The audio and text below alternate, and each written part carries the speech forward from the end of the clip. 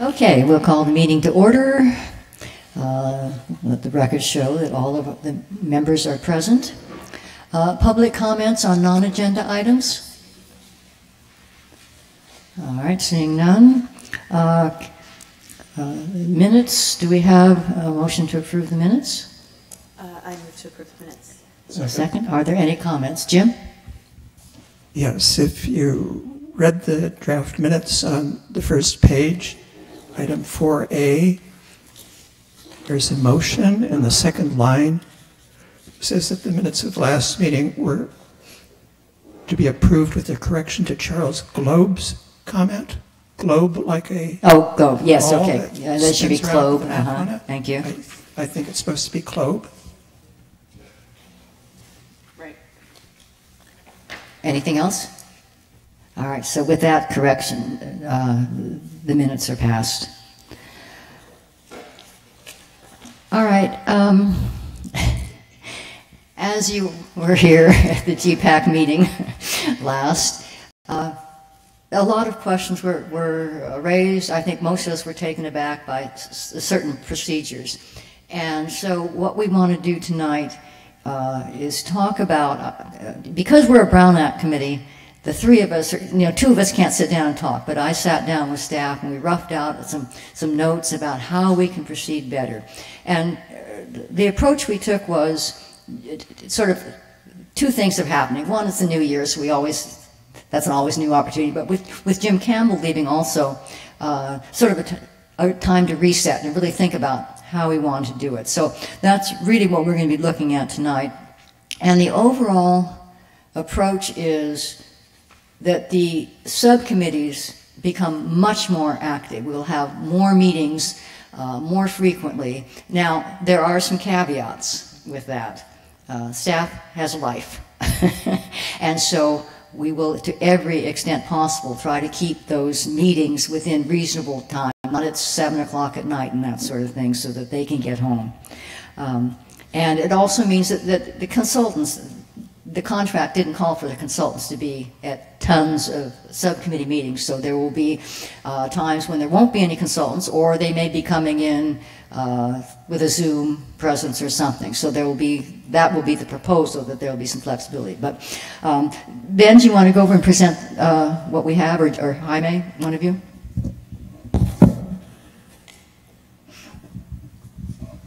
Thank you, Chair Gardner. Jaime Murillo. Yeah, before Ben gets into the overview of the presentation, I did just want to say that, at the last meeting I did hear everyone's comments, and as Chair Gardner said, this is a good opportunity to reset. Ben and I kind of met and put together kind of a new framework to better engage the GPAC, get the subcommittees re-engaged in the process. We have a lot more work ahead of us now, and so part of it is to ensure that the subcommittee meetings are more effective and there's action items that we can then present back to the overall GPAC, and overall just making sure that we engage the outreach subcommittee before we release materials out to the public. And so Ben has an overview of kind of the plan we put together, but I also did just want to remind everyone that through this kind of resetting process, Ben is going to be the project manager of the general plan update. I've kind of assigned him the task, and he's going to be fully devoted to this project, but I'll remain here as supervising him in the process and being engaged in the overall process as well. So I'll continue attending all the meetings, but Ben is really going to be the main project manager. So I'm going to turn it over to Ben. Thanks, Jaime, I appreciate that. And good evening, everyone. Thank you for being here, especially the GPAC members. I appreciate you, and GPAC devoteds for attending. I appreciate that. So as Jaime said, we felt like, well, first of all, I want to say that I reviewed the video recording of the GPAC meeting and agree that there was a lot of great things said. I think that was a very necessary meeting to happen, albeit maybe a little bit painful to actually be there in person. I think that it was great to hear a lot of the feedback, and I think that it's a natural time at this time of year to kind of reflect on how things have gone. So actually, the next item on your agenda is kind of a reflection and expectations setting time. But for this item, we wanted to provide the memo that is attached to the agenda. Hopefully you've had a chance to review it. Really just setting forward some groundwork and framework on how we can kind of pivot moving forward to make your efforts more effective, and staff can better support you in reviewing the documents and products that are put forward by the city's consultant. So kind of just stepping through the key recommendations. GPAC subcommittees right now are a little unwieldy in that they do not have a chairperson assigned. So staff is recommending that a chairperson or a spokesperson be assigned for each subcommittee. And that way that person can serve as a liaison for staff. As Chair Gardner mentioned, we're looking to start scheduling more subcommittee meetings. It would be great if we could lean on one person to kind of get availability from the group and then report back. As part of what was also mentioned, we could look to have more virtual meetings if needed through Teams or Zoom, or we could do hybrid as well. And I want to clarify too that although DUDEC didn't scope all the subcommittee meetings that we'll probably need, I've talked with them and they're willing to present virtually, even if it's just for the first 30 minutes of the meeting, and then sit back and watch just to go over the documents that they prepare to give you an overview, and then just kind of listen thoughtfully thereafter. So I think there's some hybrid approaches we can take to get some efficiency and make sure we're not going overrunning our budget. But basically wanted to just talk about the subcommittee structure. So again, looking to identify chair people, which does put a little bit more on GPAC members who volunteer to chair those subcommittees. But I think part of that too is making sure that those meetings are productive, so that at the next GPAC meeting when you're reporting out, you don't have to keep reporting that nothing was accomplished. It's more, this was the action item we were tasked with, and this is what we did, and our subcommittee supports this document moving forward. So that would be our first recommendation. Part of that is preparation of action minutes, which are not really done at this time. I think those would be as simple as the subcommittee talked about this, this, and that, and here's the action that came out of it. So I think those will be pretty simple to prepare, but they'll be meaningful and helpful as we move forward with all of the documents, specifically the existing conditions and background reports. It's kind of like what you got a taste of at the last meeting. But as we move more into the deliverable with the policy documents, that'll become increasingly important. So tying into the draft document review and feedback, again, the intent. Hold on just a minute, I think Philip had a... Yeah, Ben, so you say that with DUDEC maybe being on for the first 30 minutes, are they going to give each subcommittee a clear distinction of what the goal is for that, and then who monitors that? That's a great question. I guess what I meant by that is they would present for the first 30 minutes or provide an overview, and then just listen and provide any answers to questions that the subcommittee may have. But I think the key will be identifying the clear objective of those meetings, whether it's, so for example, the resilience document, or maybe like the vision statement document. Look at that and look at the big picture. Is anything missing? What resonates with you? What doesn't resonate with you as a subcommittee? What do you want to drill into? What do you want to add to this document before it goes to the full committee? So it's kind of reframing how these documents go to the subcommittee and how they're used. I think that what we were hoping to see is that instead of DUDEC saying, here are the goals, it's the subcommittee saying, we feel these are our goals, this is where we need our help, this is where you need to help us fill in because you have the expertise and we don't. And I think, obviously, at times DUDEC may come up with something, but the energy is hopefully coming from the subcommittees. Right, and it's also a way to get validation on some of those best practices that are being noticed by DUDEC as a professional that's practicing in multiple sectors. If they notice something as best practice and maybe we don't like it or think it's going to work here, then that's the time to voice that. And further, if there's something we really like, that's the time to also kind of latch on to that as a good idea to share with the GPAC. Yeah, and just in looking at some of the background reports, there's a lot of just background information, but at the end of each report, is a number of recommendations. And so I think part of the job of the subcommittees will be to kind of discuss those recommendations, see if those are things we want to take on as a city and implement as future goals and policies.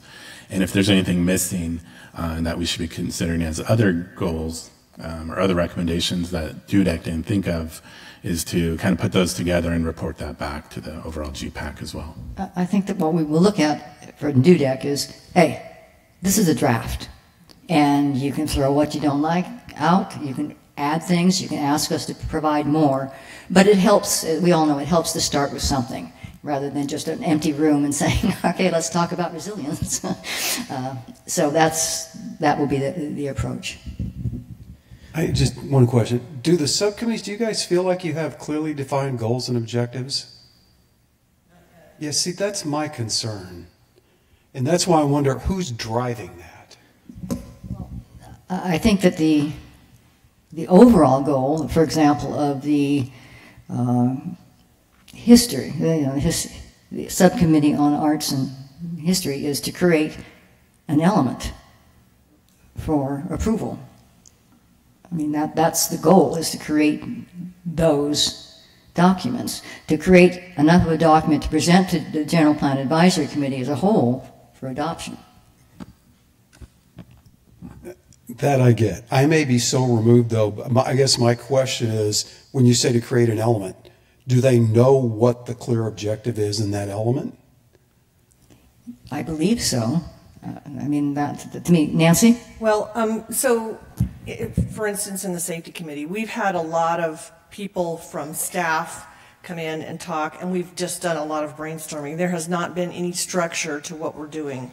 So I think we need that, what you're saying, DUDEC provide an outline structure.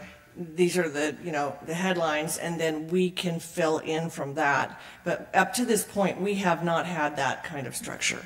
I think the biggest problem we have had is we lost a lot of time just getting the consultant on board and up to speed. I mean, that was just a much longer process than anybody anticipated. And then we get into the holidays. It's like so. And that's why I think we can be really excited about the new year, because it is a reset and we're going to really hit the ground running and get these things accomplished.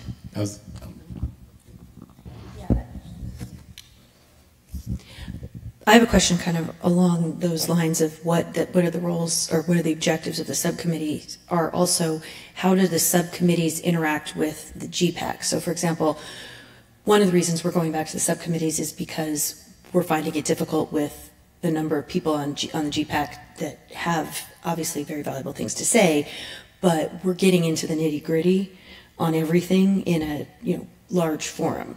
So is there anything contemplated for how the subcommittees will be making decisions, and then what will actually be presented before the GPAC for consideration, in kind of like we do here, right? Like, this is the whole. Are they approving the whole, or are they coming in and approving pieces?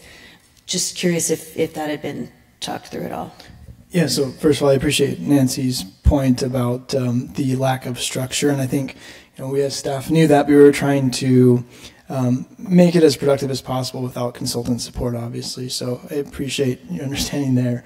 But as far as making sure the subcommittee can report out to the GPAC, I think it really comes down to getting for now, it's going to come in phases, of course, but the first phase is this existing conditions and background analyses. So what this describes is, moving forward, the existing conditions and background analyses report for each of the element sub-areas would go to the subcommittee first for discussion before it's ever windowed with the full GPAC, with the goal being, as Jaime mentioned, review the recommendations on policies or changes that may need to be implemented, and then provide feedback therein, and either, again, list out maybe the actions or the opinions or the endorsement of those recommendations, and then report that out to the full GPAC. And then hopefully, with the advent of the action minutes, it becomes more concrete, because you've got a chairperson now who's kind of recounting. Go ahead. Oh, did you turn it off? Sorry. And because of the minutes that we'll be having from the subcommittee meetings, we won't be introducing, a subcommittee won't come in and suddenly they're like, well, where'd this come from? if the GPAC members are diligent, they will be knowing, oh, this is what the historical arts one has done up to this point. So when the bigger sections are presented, and they will also, by having the minutes, that will give GPAC an opportunity to say at a meeting, I think you guys are really off base, and if we need to have that discussion. So there will be a good two-way, and I think that having the minutes will be a big help. Yeah, I agree. That's a ginormous change, I think, to what we've been doing. It does provide more structure, and as I said, I think it does help the full GPAC prepare for what's to come with that subcommittee discussion. But there will be some tedious meetings, I'm sure, when we go over a lot of things, and all 30 people want to have a couple of comments on it. There's no way around that. But I think by having this better preparation, we can minimize that. Definitely. And so kind of tying into, did you have a comment, Charles? Sorry. Yeah, one thing that would be helpful, and Jaime, you were in on this, I'll come back to the safety committee. There were a lot of good information received from outsiders, other staff people. Can that information be translated or transmitted to DUDEC? Because there was work done there that should be transmitted to them. Yeah, we did put together a consolidated set of comments that we received from the subcommittee members, and we did provide that to DUDEC. So they have that information. And I was just going to add as well, is I know in the early subcommittee meetings, we didn't really have structure because it was really just a learning opportunity to bring in experts. I think now with the reports, it'll be very clear what the intention of these background reports are, what's contained, what's maybe new in terms of state law that affects general plans that our current general plan is missing. And then again, there's the discussion of the recommendations. So there'll be very clear action items, I think, in these future subcommittee meetings.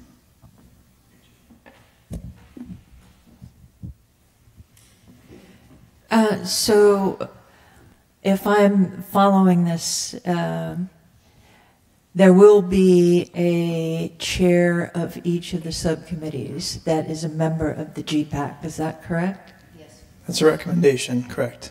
Okay, and that chair, in addition to checking on the availability of individuals who are participating in that subcommittee, would also be working with staff to help clarify what the objectives for the meeting would be, right? Right. And to understand what the timeline is, and because the consultant team is on a timeline where they have to produce specific products, isn't that right? Correct. Okay, so we can set objectives, but we need to stay within that overall framework, I would assume.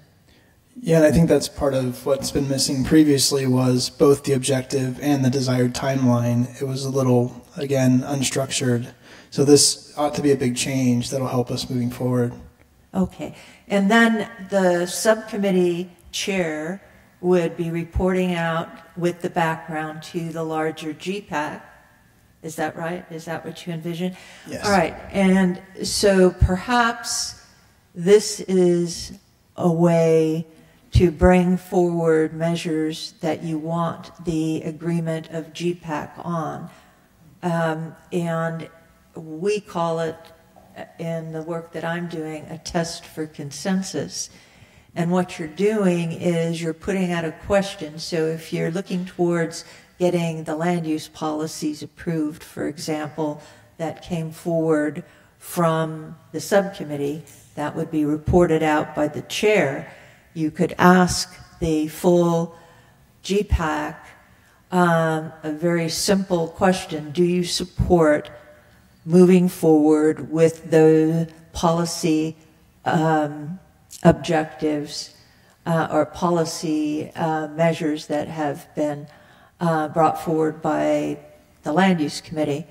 They would have an option of saying, yes, I support that. No, I don't support that. I can live with it. Or the fourth one would be, I'll stand aside. So that if they have an objection, what they can say is, I can live with it, but the main issue I have is this, which I would, it's not something that would cause me to oppose it, but if it's something that there's a general sense of, maybe it can be refined in the process of. So it may be a way of trying to build consensus in understanding what the GPAC members may be coming from on different issues. I'm thinking, just from my perspective, that if there are these minutes coming out of the subcommittee meetings, that's going to, if somebody's concerned about something, they will bring it up too. So I mean, it's not just waiting for the subcommittee to say, hey, do you all agree? There may be just say, whoa, I saw this in the minutes, explain this further because I'm uncomfortable with this, and there'll be an opportunity to discuss it. And then maybe it goes back to the subcommittee for further review or change. Charles, you had a question. Just a suggestion, if I may. As a devotee, as Ben tags me, I would like to get a current set of the drafts of each of the subcommittee, however they stand now, so I could feel like I'm looking at the current thinking of the subcommittees. And it occurs to me that, your end product is an element in the general plan update. And each those elements are going to evolve with drafts over time until you get to a consensus element and it is adopted. And to see the element drafts unfold over time to an outsider who wants to understand how it's evolving and just focus on the meat of the question, not the minutes and all of the many, many parts that are going to be unfolding, it would be valuable to the citizen of Newport, but to a member, if Nancy serves on the safety committee and she doesn't sit on Harbor, she might want to watch what Harbor is talking about in case it impacts how she suggests that safety how it writes things up, and that she may have suggestions for Harbor out of her work on safety. You need to have that cross-pollination. That will, presumably the reports out of the subcommittees will do that. And one of the things we've discussed in the various subcommittees is there's a tremendous amount of overlap. And at some point, there may be a suggestion, hey, let's combine these two elements. They don't, do we need a different element or that, or do we recharacterize some of them? So that will all come out in the process. Nancy. Or do we need to have a meeting between the Harbor Department and Safety Department to discuss and then this? that might come. I get Kimberly's point about 30 people all weighing in. The meetings are an hour and a half now, and people are leaving after an hour or an hour and a half. We're going to end up with not having a quorum at 2 hours. Well, you always have a quorum once you have a quorum. You can still take the votes, but then you have 3 people voting on something that 30 people should vote on.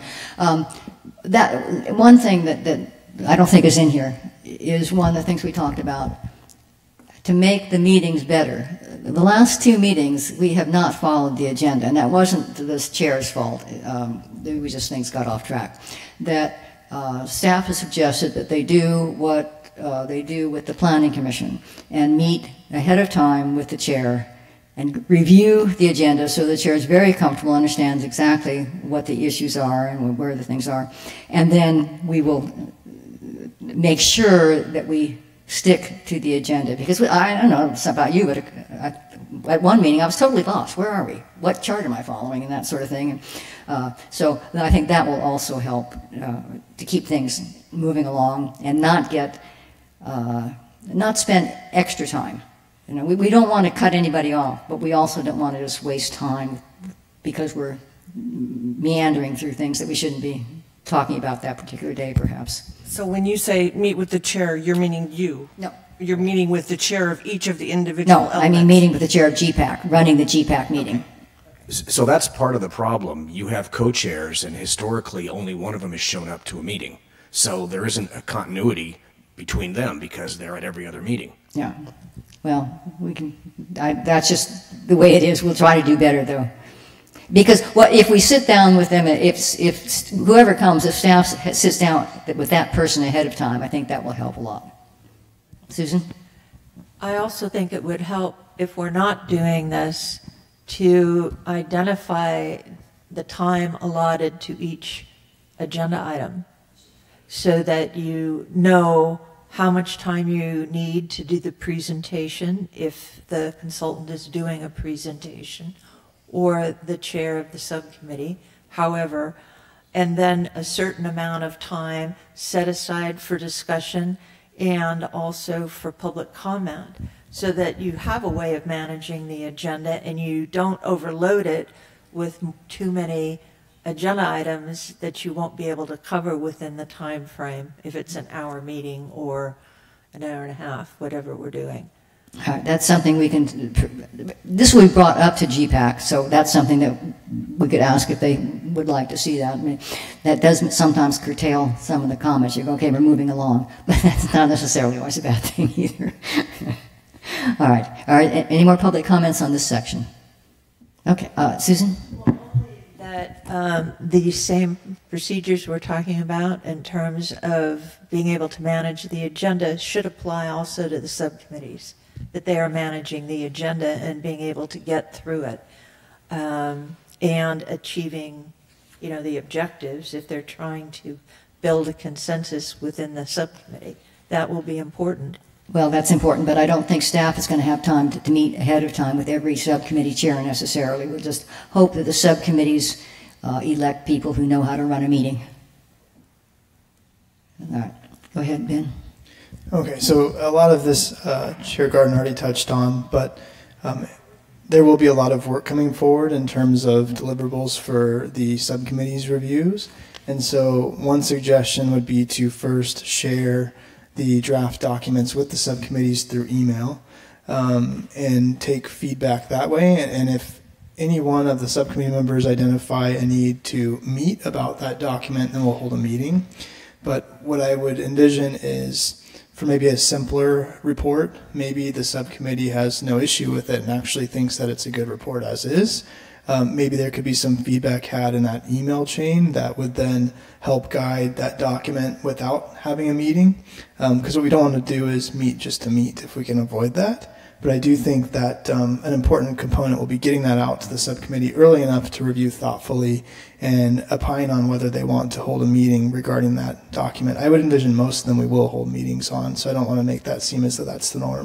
How would you determine the subcommittee chair if you don't have a meeting, though? Yeah, so that might be something we need to agendize at the GPAC meeting. I can't see holding a GPAC subcommittee meeting for every subcommittee to identify a chair. I don't know if the chair of the steering committee has any opinion on that. I didn't even think of it. I just thought of that the next subcommittee meeting they would select someone. Yeah, and that could very well be the case. So I think naturally at each subcommittee meeting, to your point, they could identify a chair. So for the time being, we would coordinate with the entire greater subcommittee, kind of as we have been. One thing I want to point out is an agenda for the subcommittee was mentioned. We've actually never had agendas for subcommittees, so I think, again, this ties into hitting the refresh button, I'll call it, so that we can get more structure on the subcommittee meetings, including an agenda, which I think will naturally frame the objective of the meeting a little better. So again, transmitting documents digitally, but also having the meetings as needed. And I want to, again, stress that the expectation is to meet. It's probably an anomaly if we don't meet on those documents. As far as timing is concerned, I know Chair Gardner eloquently put that staff has lives too. I know you all have lives outside of the GPAC and GPAC subcommittees.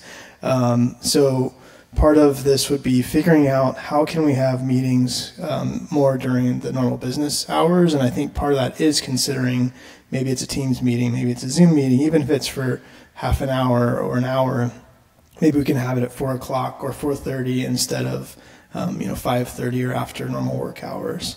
So just a consideration to start thinking about how we can be more flexible in our scheduling.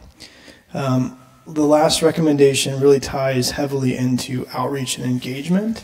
So I know a hot topic at the last GPAC meeting was kind of getting ahead of the outreach subcommittee, which as I was watching that, was cringing because I felt awful that was the sentiment. That is not what staff is trying to do at all.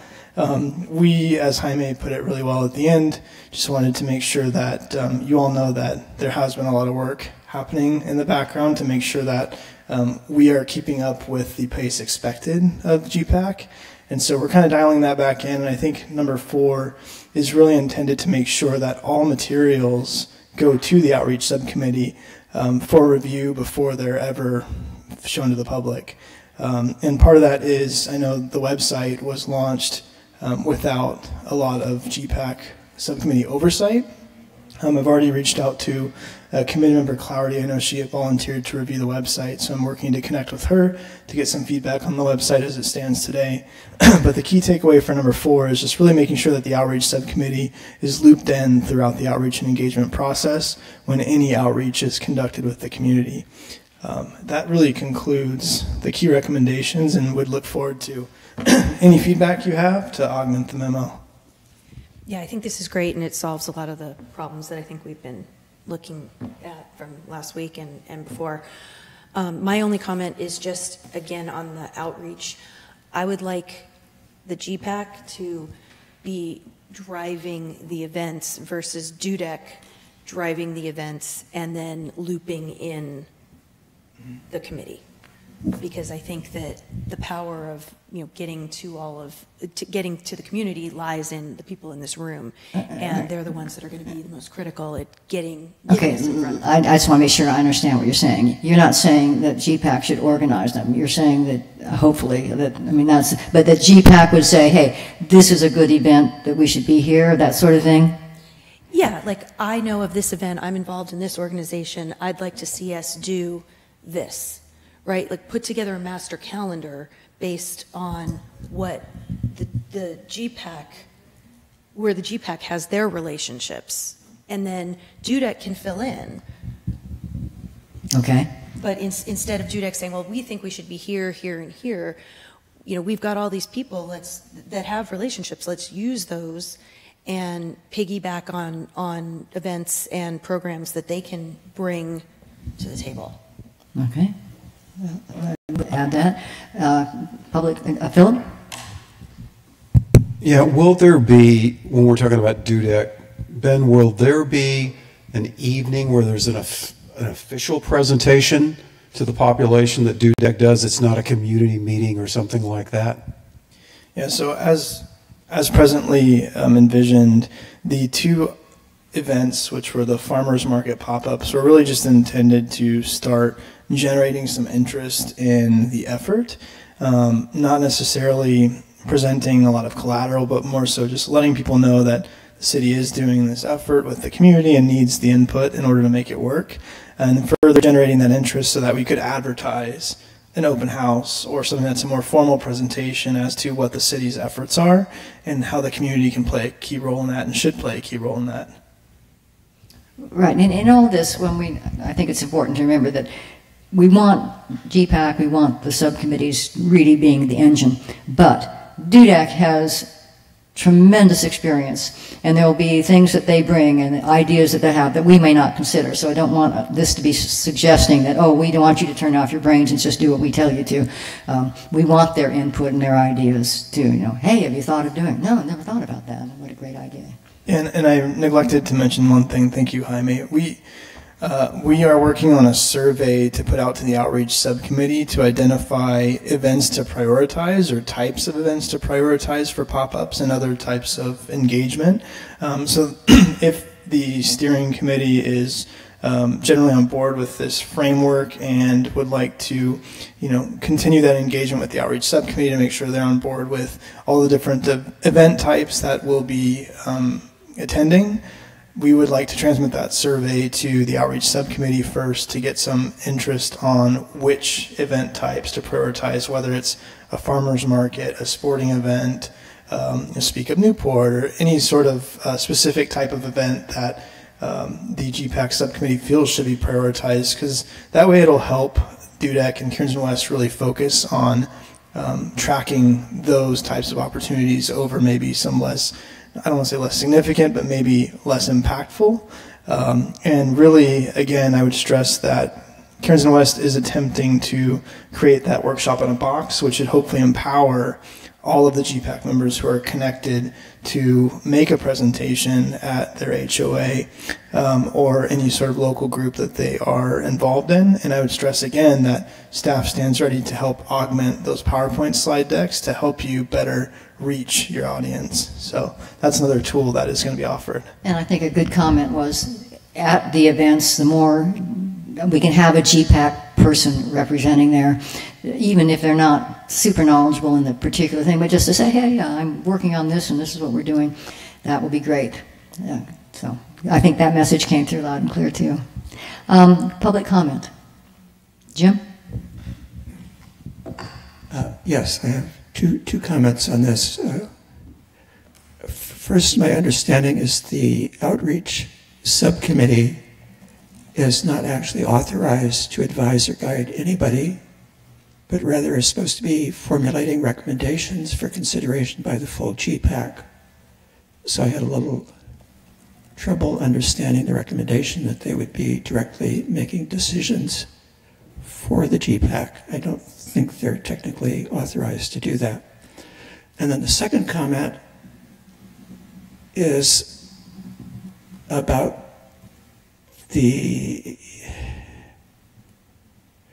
it's related to this and what the purpose of the outreach is supposed to be. I've heard a lot that we're trying to educate the public about what a general plan is. I personally am not sure that that is quite a productive thing to do. And since we're talking about subcommittees and what they should be doing, I would think each subcommittee should be formulating the questions that they want asked of the public so that they can make the policy decisions and know what the attitude of the public is rather than just themselves. So while we're talking about background reports and so forth, that again is fine. But I would think the subcommittee assigned to a particular element is going to have questions about what people want done differently with regard to any of these elements than we're doing now. And they would have questions that they truly do not understand what the public in general thinks about that.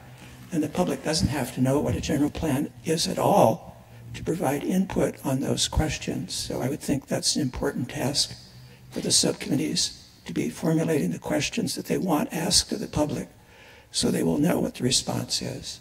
Those are my two. I think the answer in order, I'm not concerned about the authorization. What I'm concerned about is whether GPAC wants the outreach committee to have that authority. And if they do, then we can make that work.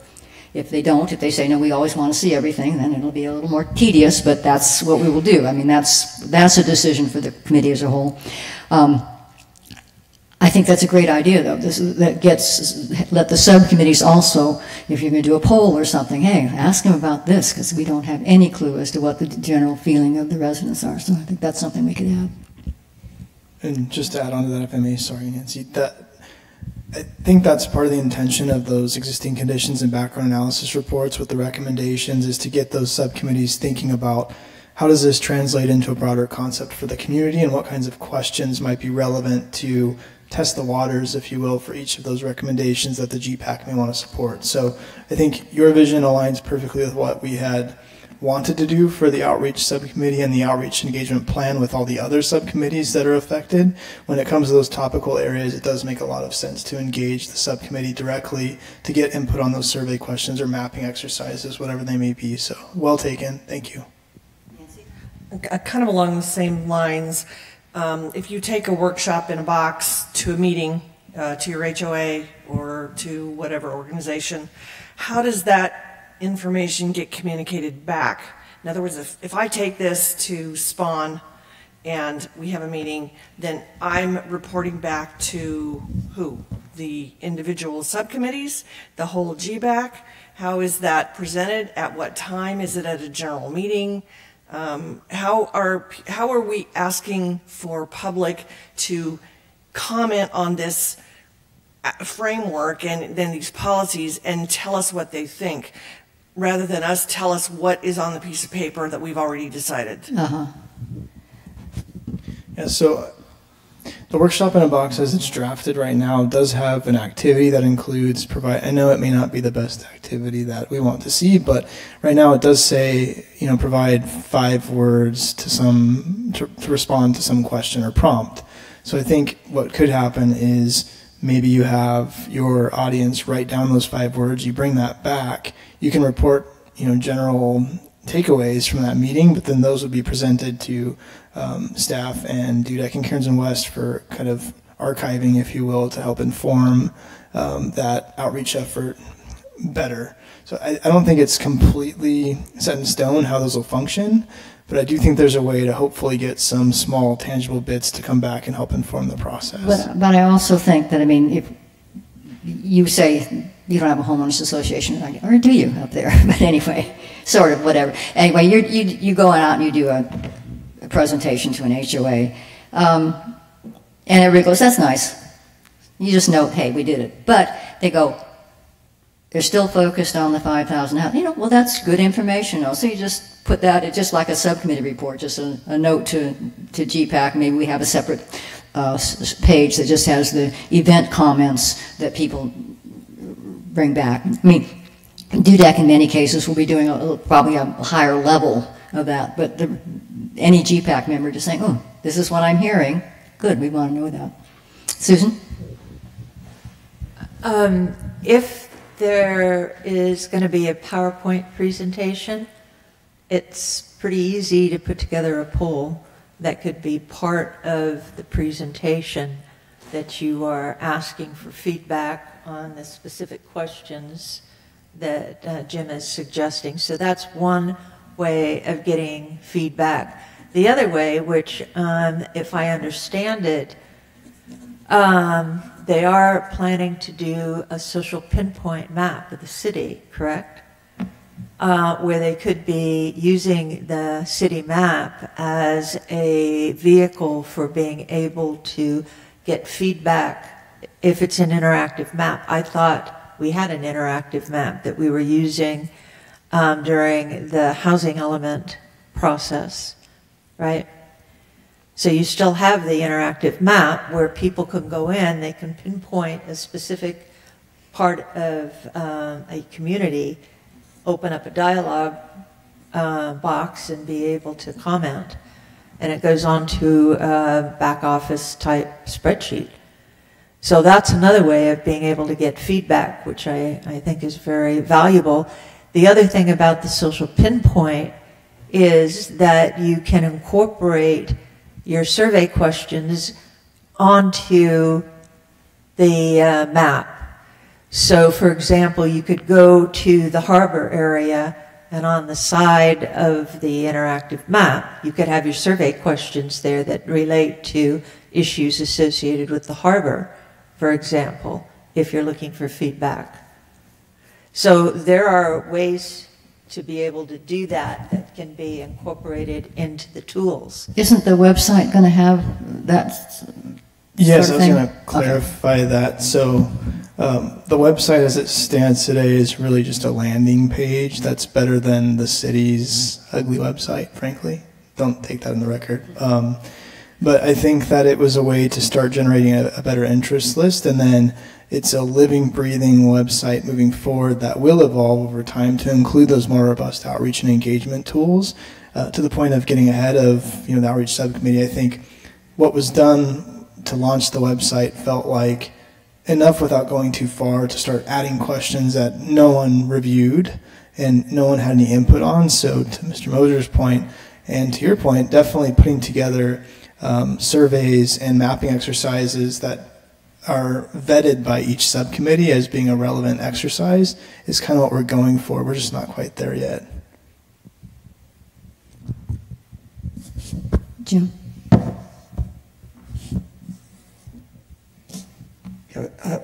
Before the item, I think it's appropriate to ask how this impacts the schedule we saw at the last GPAC meeting. The schedule anticipated that on January 10th, at the next GPAC meeting, we would be reviewing a report on historical resources and arts and culture. So is the intention that that subcommittee will be meeting before January 10th? or are we changing the schedule? I think what was heard at the last GPAC meeting was that we were going a little too fast and maybe the expectations with the reports weren't properly conveyed. So I don't know that we would keep that schedule as presented, but I do not think it impacts the overall schedule because the big thing about bringing this item to tonight was to make sure that we get the foundation right before we start building on that in the new year. And I think that as long as the steering committee, with all of the augments that is directed by the chair and the committee members based on public comments, will have a good framework to work from that'll become more efficient to where I can say with confidence we're not going to fall behind the overall project schedule. But as was said, there will be a lot more meetings, probably more frequency to maintain the schedule as it was presented. I'm anticipating that the January meeting, we will focus quite a bit of time probably on this, because we want to get everybody's feedback and to make sure that we are doing on the right track. We think we are, but we want to be sure of that. Also, Nancy? oh, I'm sorry. So is it your understanding, though, that while we're on our schedule, which is changing a little, DUDEC is still on schedule, so they are going to have that report completed by early January? Yeah, so a lot of the reports, I don't want to say a lot, but I'd say almost half the reports are already prepared in a very rough draft format. As is mentioned in the memo, our vision would be to, I think it's appropriate that staff internally review that first to make sure that it's got all the accurate spelling, grammar, and then we share it with internal experts, such as was mentioned. We don't have the safety report yet. When we do, we will share that with Katie Ng in the police department, James Gillespie, our fire marshal, and appropriate professionals to kind of make sure that it is accurate in terms of the factual background information. But we won't really be looking to shape the policy recommendations because, again, those are best practices and recommendations by DUDEC as the professional we've engaged to get feedback from the larger community, which is the GPAC subcommittees and the GPAC proper. So DUDEC started much later than we thought they would. I'm not very clear on what the schedule is now, if everything got moved back because of them. I know we had the housing element that had to go, because of the state, and then there was the circulation that had to go with the housing element, then there was the land use that had to go, So I'm not very clear. So could we spend time at the next meeting going over in detail what that schedule really looks like today so that we all have a realistic expectation for, start and end here? Yeah, and I think that's very well taken and something that should be incorporated in the foundation so we can build properly moving forward. Susan? So what I wanted to suggest, at the last meeting, was it not their intent to present the existing conditions report? That ties into the comment that Chair Gardner made that we are going to meet with the co-chairs in advance of the meeting to make sure that it's expected that there'll be a presentation. And in fact, Jaime had a great suggestion that maybe we note that there'll be a presentation on the agenda so that it's doubly identified and make sure that we get to the presentation first. Because I think in watching that meeting, a lot of the questions would have been answered by DUDEC's presentation had they been able to go first. So again, I think the meeting just kind of got a little off track, but moving forward, that's what all of this is aimed to fix. We want to get back on track and make sure that the meetings are productive and be timely. So, well, what I was just going to observe is that there's a lot of substance there in that existing conditions report, and I don't see how you can cover all the things we've talked about in the meeting and be able to give it adequate time and attention, and to be able to engage the GPAC in the questions. I mean, the facilitated discussion that should be taking place after each of those segments in the existing conditions report. Yeah, I think the resilience document's a bit of an anomaly. That's one of the ones that really touches every element, and so I think it was Mr. Moser's suggestion at the last meeting was to really distribute that report to all the different subcommittees to look at that from that lens. and then kind of report back so that they can take it in kind of bite-sized chunks. Because I agree, that document in particular is very large, and again, an anomaly. The rest of them aren't going to be that difficult to get through. Chuck? Yes, a question, Ben, when you mentioned that half of the reports are complete in draft form, is that draft elements of the 8 elements of the plan, or are those reports prepared, written by this consultant and not the committees? They're not in any way, shape, or form policy documents. They're literally akin to the resilience report that was shared. So it's more just establishing a baseline to help foster the discussion rather than to say, this is what we're doing, this is what we're going to move forward with. This is just, here's what the city has today, here are the existing conditions for you all to think about, and then here are some best practices moving forward. What do you like, what don't you like, what should be added? That's really what those documents are. There's no policy in there. Yeah, and so it's all consultant output yet to be shaped by the subcommittee. Which will ultimately drive subcommittee discussion and GPAC discussion. Okay, any more comments? All right, and then the last part of it is reviewing and setting expectations. Kimberly, any right now, off the top of your head? Or things you've been brooding on for the last few months? I mean, I think we've covered most of the expectations that I have. I do still want to see how, I mean, kind of like with the outreach committee, if we're going to authorize the outreach committee to make decisions, can we similarly authorize the other committees to do the same in certain respects? Something to discuss, okay? Yeah. All right, Philip?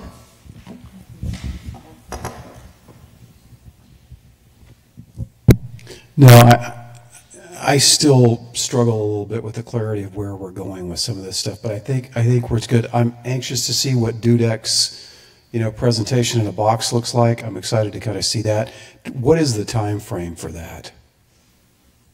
So it was actually attached to the last GPAC agenda in draft form, but it didn't really get talked about because the discussion went elsewhere. Right. So you have it, and I can send it to you to look at. I don't mean for us. I mean for public consumption. And I think part of that is going back to the outreach subcommittee to get more feedback on that workshop in a box, which did not occur before it was daylit with the GPAC proper. So. Okay. And my expectation is that things will not go as smoothly as we want, but that we will be consistent and try to get to really empower the subcommittees. And I think that's going to make the product much better. So I'm looking forward to moving on that direction. Now, committee announcements. Anything you want placed on the agenda? It'll come up eventually. Yeah, Ben. Just sorry, but my expectation is that you'll all reach out to me if you have any concerns. I'm a little more accessible than former Deputy Director Campbell was, so please, if there's anything that you just want to window or any feedback, I'm all ears and I'm happy to listen. I might not have the best answer at the time, but I can definitely be an active listener and think thoughtfully to get back to you. So thank you, and I really look forward to working with you all.